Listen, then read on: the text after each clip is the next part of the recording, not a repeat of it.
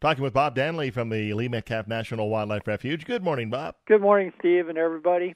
You've got springtime and summertime, and, May is happening right around the corner. Oh, yeah. Hubba, hubba.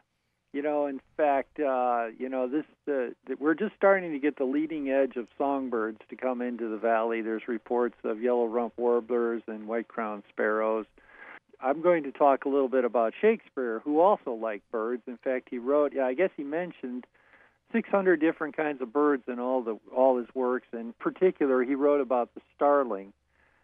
Imagine this, way back in the late 1500s, I think it was close to 1600, he wrote talking about King Henry IV, and King Henry had some poor devil by the name of Mortimer locked up, and his brother-in-law was, I guess, a servant or something to the king, and he trained a starling to say the guy's name so that he would drive the king nuts enough to release him out of prison. Well, those of us who sleep with the window open at night know when the birds get up in the morning, that's for sure. Yeah. In fact, the starlings, their song, if you can call it that, is a whistle, pop, whir, zip, and then they repeat that.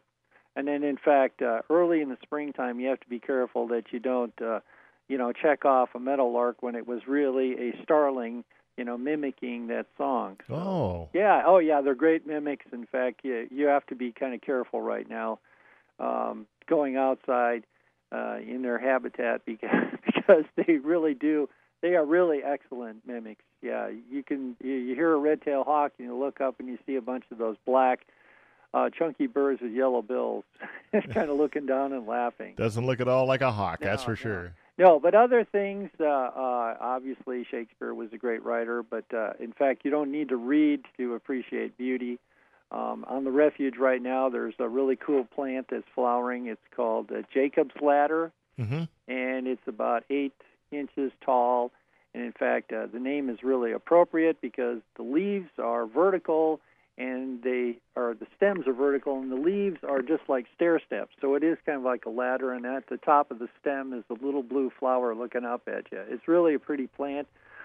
Although, don't get your nose too close because they're really stinky. Ooh. They're also called skunk plants, I believe. Okay. That genus Pulmonium is known for being really kind of stinky.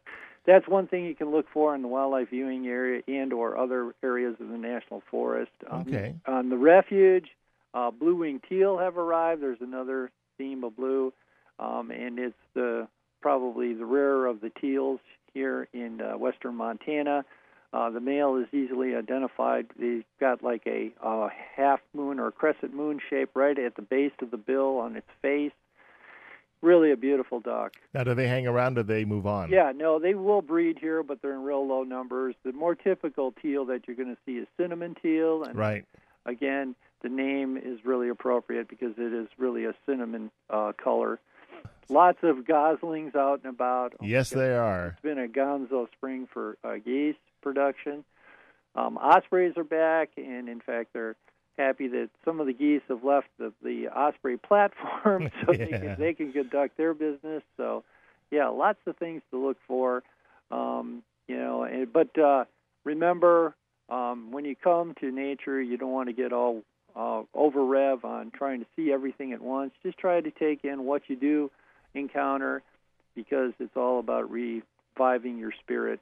Okay, thanks, Bob. All right, everybody have a terrific day.